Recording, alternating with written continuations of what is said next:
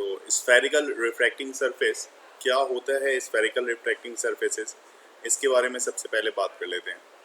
तो a refracting surface which forms a part of sphere, ये वैसा रिफ्रैक्टिंग सरफेस है जो स्फेयर का एक पार्ट है of transparent medium is called spherical refracting surface.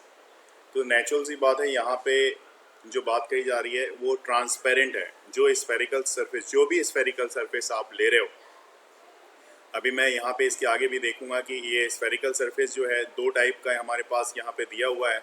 तो यहाँ पे आप देख सकते हो there are two types of spherical refracting surfaces.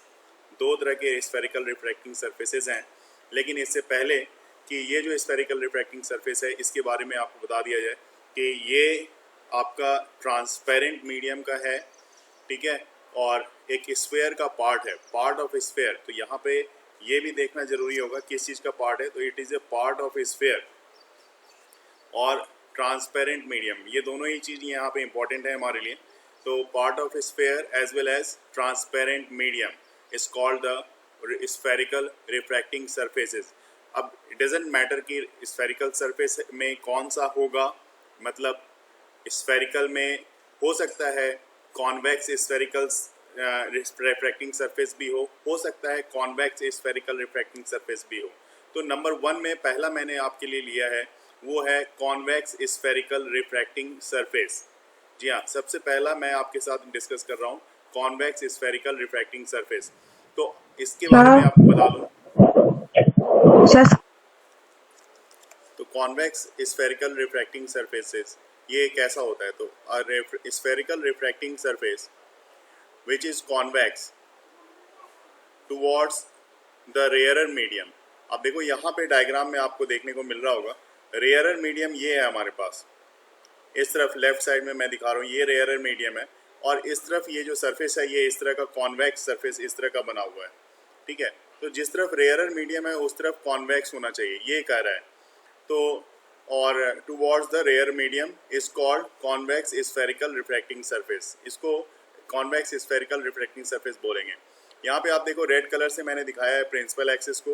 Light इस डायरेक्शन से आएगी, मतलब रेयर मीडियम से आएगी और डेंसर मीडियम में इंटर करेगी लाइट, ठीक है। रेयर मीडियम से डेंसर मीडियम में लाइट इंटर करेगी, और ये जो सी से लेके एक्स तक का डिस्टेंस है ये इसके रेडियस को बतलाएगा। मतलब जिस भी स्फेयर का ये पार्ट है उसका रेडियस आर रहा होगा तो उसको ये रिप्रेजेंट करता है। ठीक उसी तरह से दूसरा कॉन्केव स्फेरिकल रिफ्रैक्टिंग सरफेस की बात कर लेते हैं।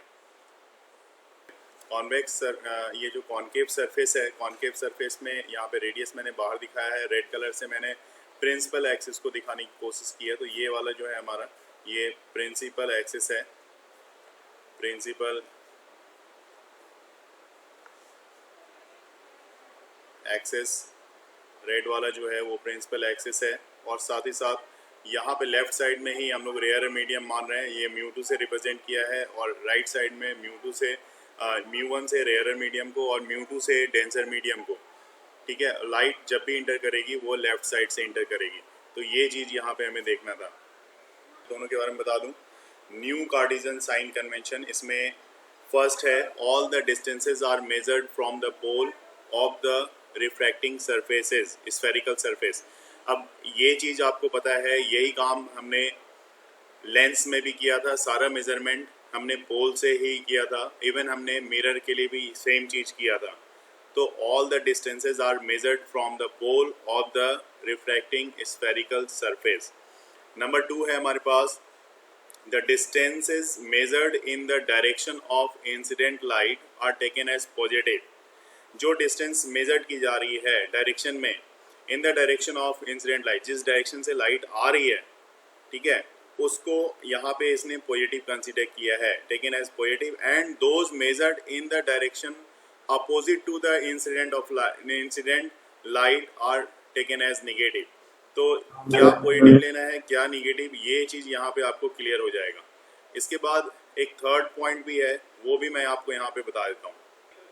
तो ये जो थर्ड पॉइंट है, the length of the image and the object above the principal axis, जो प्रिंसिपल एक्सिस के ऊपर है उसको पॉजिटिव लेना है, और जो प्रिंसिपल एक्सिस के नीचे हैं उसको नेगेटिव लेना है। तो यहाँ पे आप देख सकते हो, यहाँ पे ठीक है, जैसे आप देख सकते हो यहाँ पे हमारा प्रिंसिपल एक्सिस है ये वाला, और प्रिंसिपल एक्सिस के ऊपर अगर यहाँ पे आप ले रहे हो ऑब्जेक्ट को तो ये पॉजिटिव होगा, और अगर आप नीचे ले रहे हो कुछ भी चीज़ प्रिंसिपल एक्सिस के नीचे आ रही है तो क्या होगा, वो निगेटिव होगा। इस चीज़ को हमें यहाँ पे ध्यान रखना है।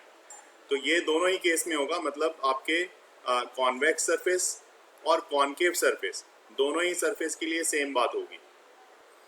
नेक्स्ट में हमें एजम्पशन देखना है, और एजम्पशन क्या इंपॉर्टेंट रोल प्ले करेगा वो भी हमें यहाँ पे समझना है। देखिए एजम्पशन क्या है, in dealing with the refraction at spherical surface we shall use the following assumption. मैं एजम्पशन को यहाँ पे वन बाय वन मेंशन कर रहा हूँ। Point one, the object is a point object laying on the principal axis of a spherical refracting surface. Second point is the aperture of the refracting surface is small.